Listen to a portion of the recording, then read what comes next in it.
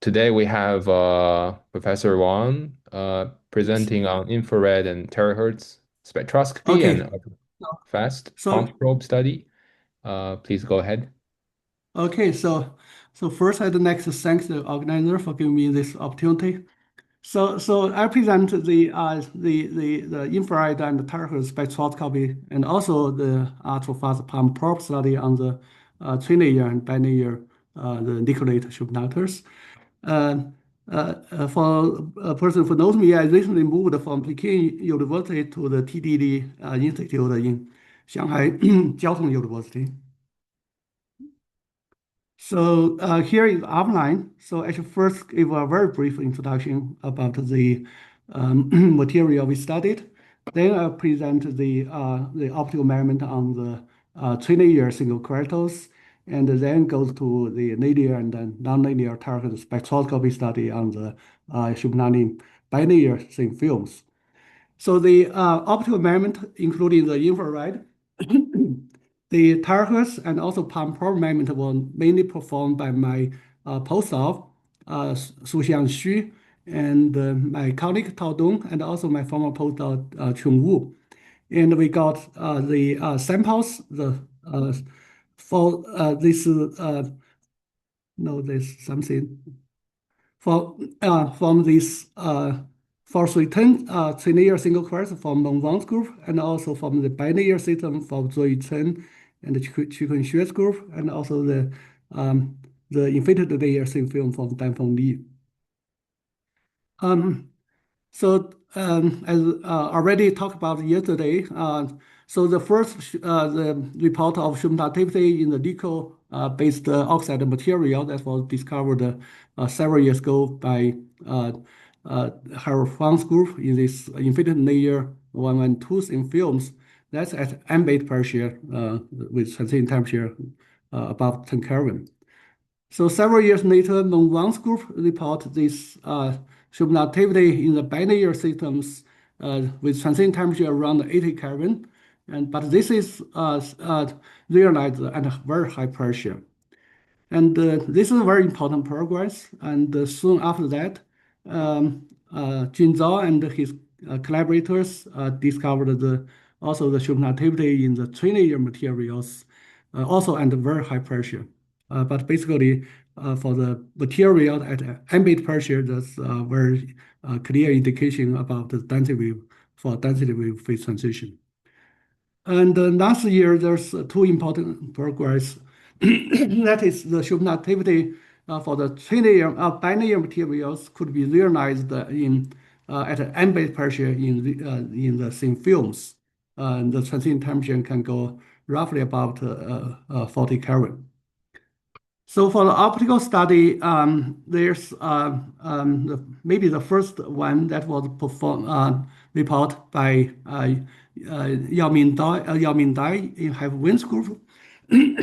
That's on the 3 to 7, the bilayer systems at ambient pressure. So basically, they identify there's a density wave phase transition in the materials roughly below 115 Kelvin.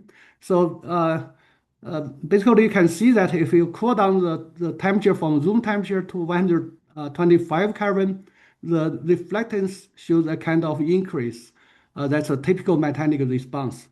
However, when you further cool down the temperature from 125 to 5 Kelvin, then the spectral weight below roughly 800 wave numbers decreases, except this further increase had no frequencies. So some of the spectral weight must be lost due to this kind of suppression. So that's give you an indication about the density wave formation in the optical measurement. But anyhow, the spectral feature is very weak. They also calculate the spectral weight of the Doodle-next response at no frequency, and also they compare with the spectral weight from the DFT calculations. Then the ratio of this plasma frequency over the the calculations, this ratio is very small, roughly 2%. So that indicates that this material is very close to the mode insulating case. So this DFT is calculated without considering the correlation effect. So I will go into our measurement first on the trilayer single crystals and performed by different optical measurements. So we also performed the infrared spectroscopy measurement on this material at ambient pressure. So the material shows a clear density wave phase transition around 136. So and in the optical conductivity, we can see a very clear suppression of the spectral weight at no frequency. So that's giving you a very clear indication that the density wave gap opening in the optical measurement. Roughly, the gap value is close to 900,000 or 1,000 wave number something. And we similarly, we can also calculate the dual spectral weight and compare with the DFT calculations without considering the correlation effect. So that's the spectral weight at no frequency that should be measured above the phase transition. So the ratio is much larger than the bilayer systems, roughly close to 0.3. So this is very close to the ion-based superconductors. So that indicates that this trilayer material has much weak correlation effect if we compare with the bilayer systems. And this may be related to the lower TC in the material. So we also performed the ultrafast palm probe measurement. So basically, the probe frequency is close to 1.5 micrometer. So this is palm-induced change of relative reflectivity as a function of time delay. So it is measurement at different temperatures. So if you look at the decay dynamics for the different temperature, you can basically see that say from the low temperature, if it increases, then around the phase transition temperature, around 136, you'll see the decay becomes much slower. So if I plot these several curves here, so around these transition temperatures, so the decay dynamics changes dramatically. So basically, you can use the two exponential terms to fit the decay dynamics. One is a fast decay, one is slow decay, and then you can give a very good fit. Basically, for the fast decay term, so the amplitude and also the decay time also show that kind of divergence at the phase transition temperature. And this divergence could be well explained from this like Roosevelt-Taylor model. That's due to the kind of, if we have gap opening at certain temperatures, they will strongly, make the decay dynamics much slower. So basically, this is the photon bottleneck effect. So this you can try to estimate the energy gap also from this decay dynamics. Roughly, you can get this value of the amplitude, the gap value. This is close to the infrared map.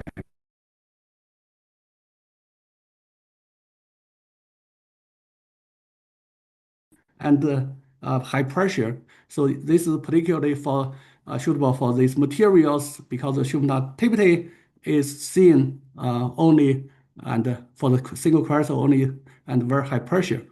So that's the measurement at the palm probe measurement and a different pressure from at ambient pressure up to 25 gigapascal.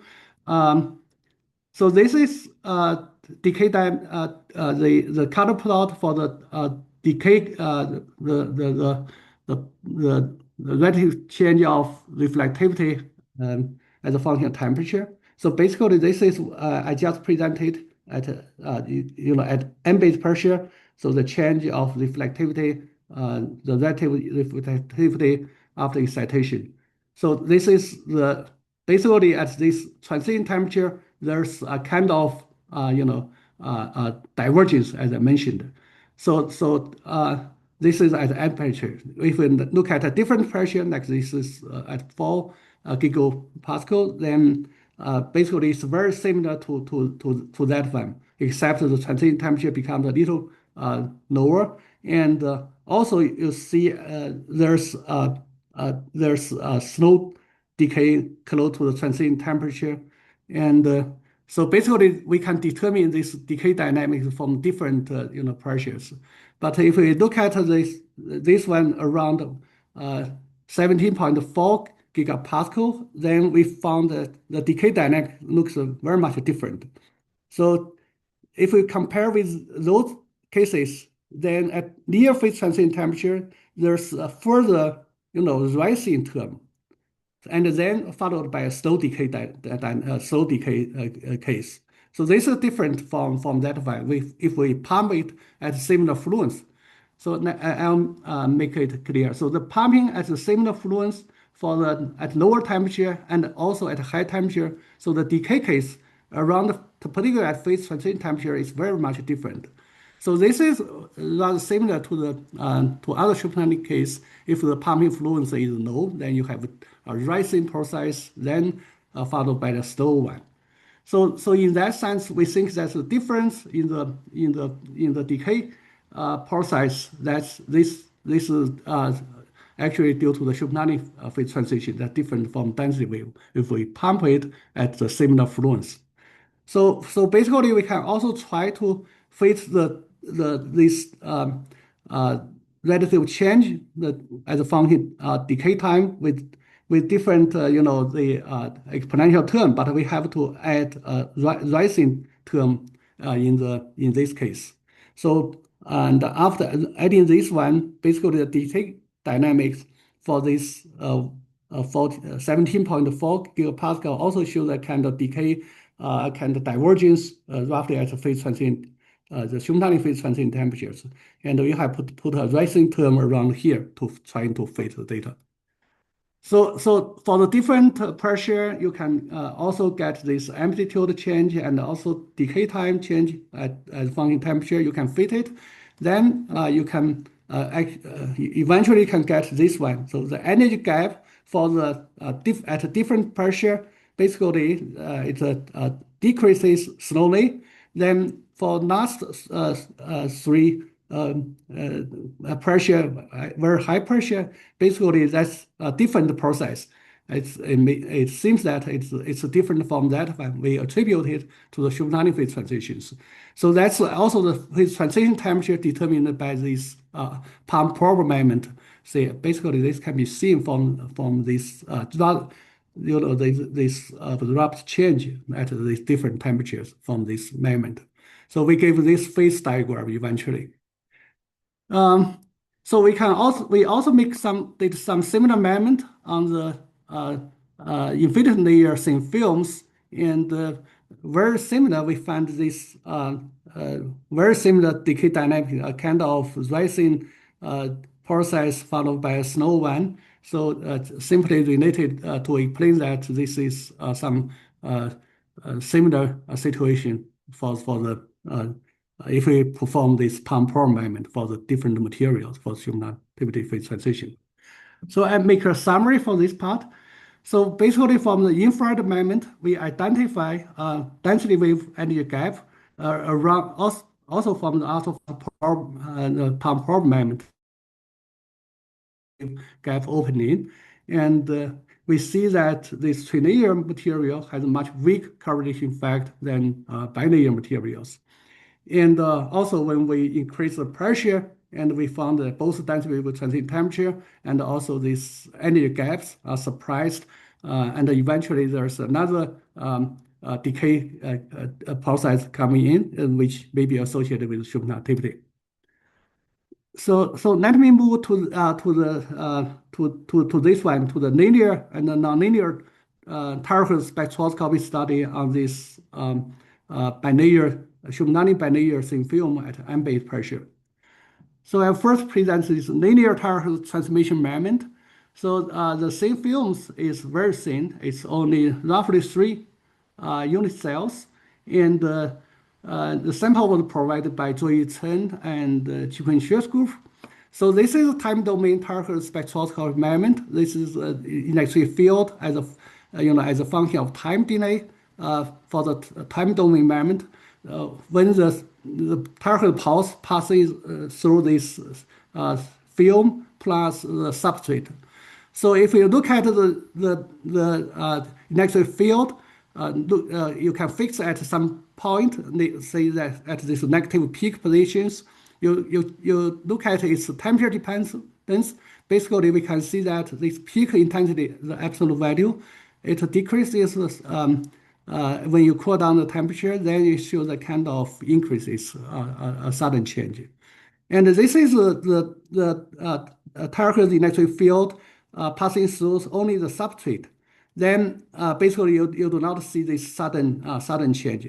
So if you make a ratio from this the signals passing from the film and the substrate and to that at the similar positions, then you will find that there's a kind of change, a kind of abrupt change roughly at the onset of the superconducting transient temperatures. So that's give you a clear evidence for the bulk superconductivity because the film is very thick, very thin. So this change is very small. But anyhow, you can try to calculate the optical conductivity based on the time domain measurement. Then this is a real part of optical conductivity. So if we look at its temperature dependence, so from 150 Kelvin to 40 Kelvin, this color represents 150, goes to the 40 Kelvin. So you see a kind of monotonous increase of the conductivity. Well, if you put a cool down temperature from 40 Kelvin down to 2 Kelvin, so then there's a decrease of spectral weight. So the decreased spectral weight below Tc, that's you can naturally assign it to the superconducting condensate. So the missing spectral weight is transferred to the diode function at zero frequency to the spectral weight at zero frequencies. That gives you the superconducting condensate. Well, even at the lowest temperature, we see there's the spectral weight is still very, very large. That suggests you have a lot of uncondensed carrier density in this case for the thin films. And so because the spectral weight is suppressed in the entire measured terahertz frequencies below 2 terahertz, so we can see that the superconducting energy gap must be larger than this 2 terahertz. Basically, you can estimate the condensed carrier density from the emerging part of conductivity, and it should follow this 1 over omega dependence. And if you do that, and you can try to estimate the Nanlin penetrating depth by extracting this 1 over omega dependence down to zero frequency, and we can get this value roughly around 620 nanometers for the penetrating depth.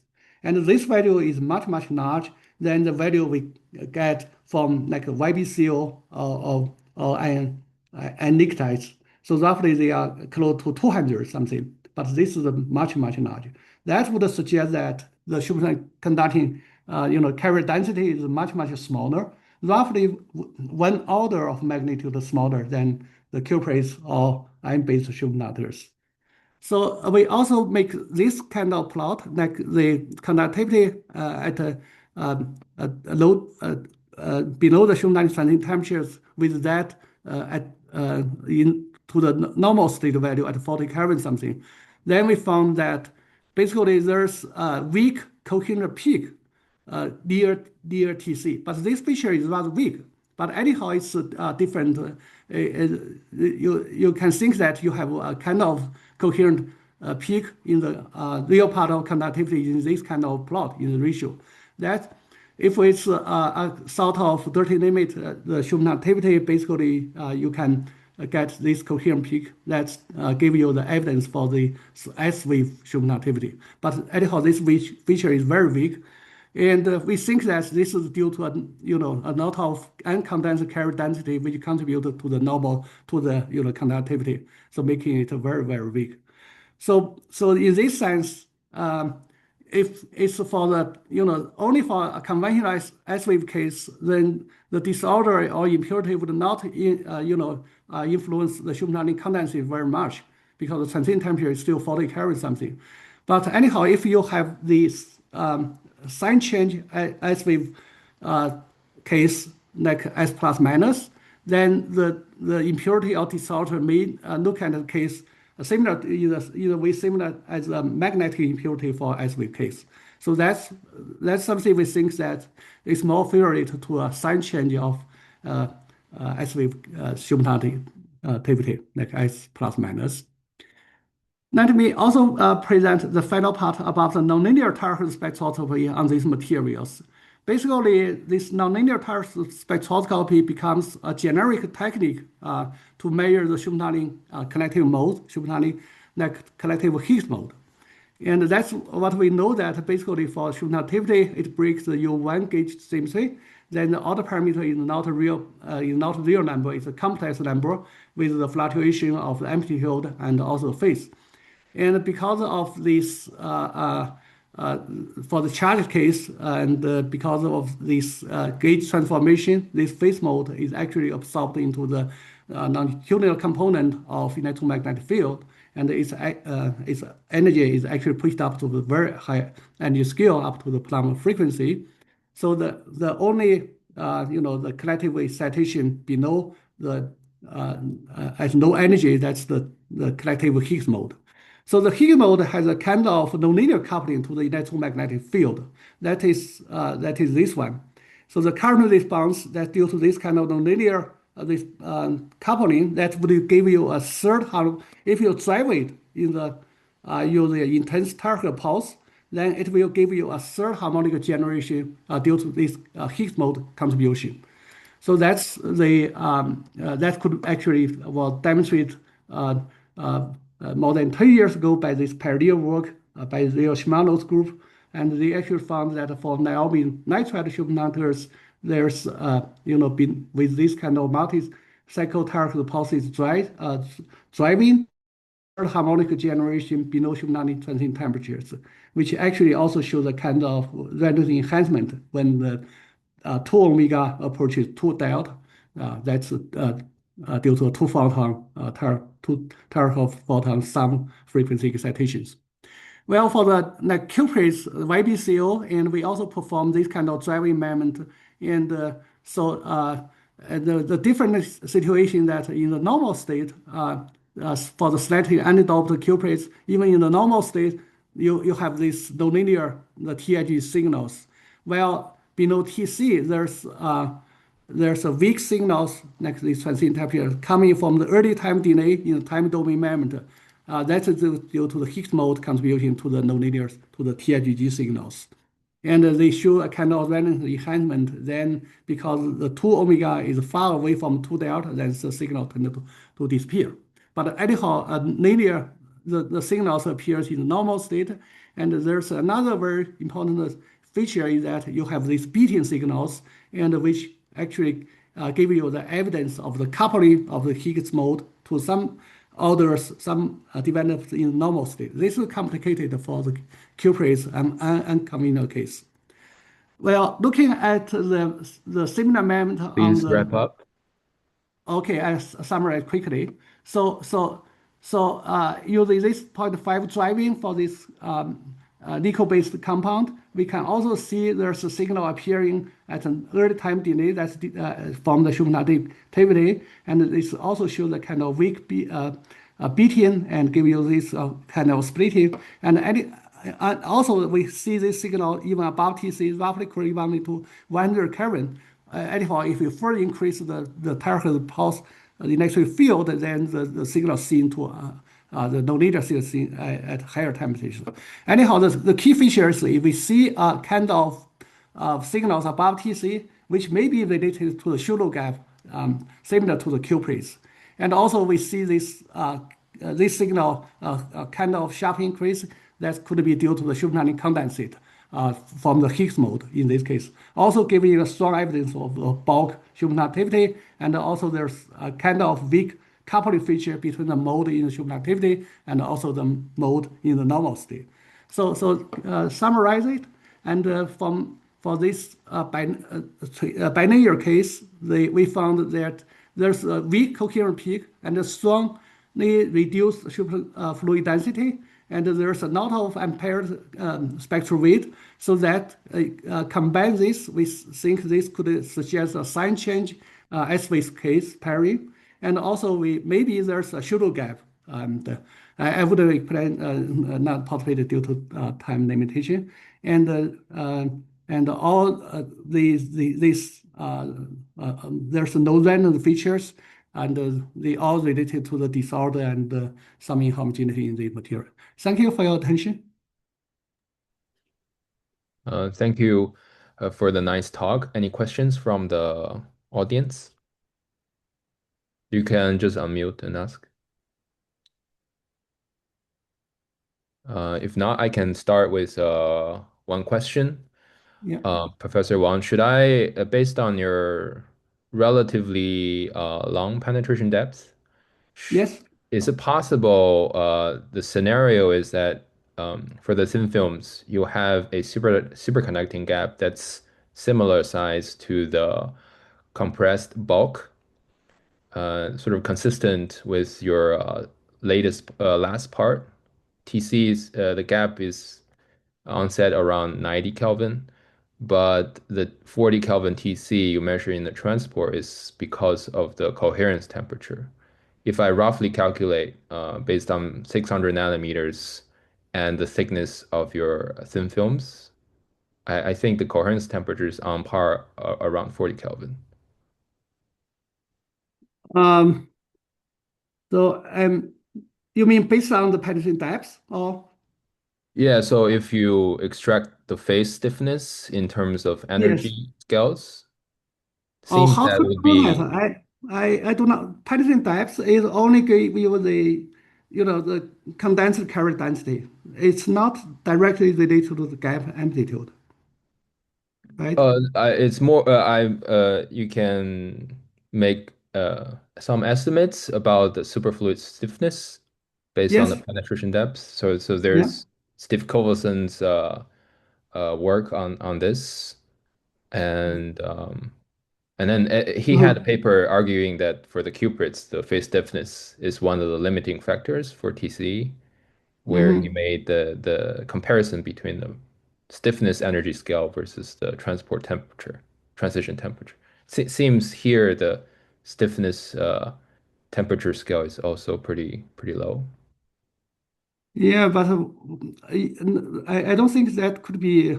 Um, I'm not sure actually. Even for the barium, like platinum doped barium, 122, the Hmm. transition temperature is 33 Kelvin, 37, 38 Kelvin. So roughly that's what we measured. The penetration depth is 200 nanometers. The transition temperature here is close to this one. Well, its penetrating depth is much larger than 200. So the condensed current density is much smaller than this one. Well, the TC is similar. Hmm. So basically, I think the condensed current density and the energy gap, the energy scale of the they are two different independent quantities. Uh, that's Okay. what my understanding, right? Yeah. Okay. Thank you. Okay, thanks. Go ahead, Qimiao. Yeah, so maybe this is a question for both Nanling and maybe Beiyang, you and others. So Nanling alluded Yeah. to from the optical conductivity that the film superconductivity is bulk. I wonder whether there's any quantitative estimate from, I don't know, magnetic measurement or any such, like what's the, I guess no. Yeah, currently the same films. And I think this, even though we can identify its bulk Schumann activity, we see the features related to Schumann activity. Anyhow, we think the quality, it cannot compare with this even, Mhm, antiquities or cuprates. mhm. There's a lot of uncompared spectral rate. So that's what we think the quality should be further increases. But we can identify these, cumulatively related features. There's no question about that. Yeah. But just as part of discussion, is there like a, I Mhm. don't know, diamagnetism or some other measurements showing the bulk nature of the superconductivity? 作于 may I'm not sure. Maybe I he. think the mutual inductance has shown diamagnetism in thin films pretty Hmm. clearly. Yeah. Okay. But Mhm. is that like some volume fraction estimate or is that difficult? I don't think volume fraction could be extracted from. Uh-huh. For the Yeah. films. I see. Thank you. Since we're out of time, Yeah. let's keep the questions in private discussions. Let's thank Professor Wang for Okay. the nice talk. Thank you.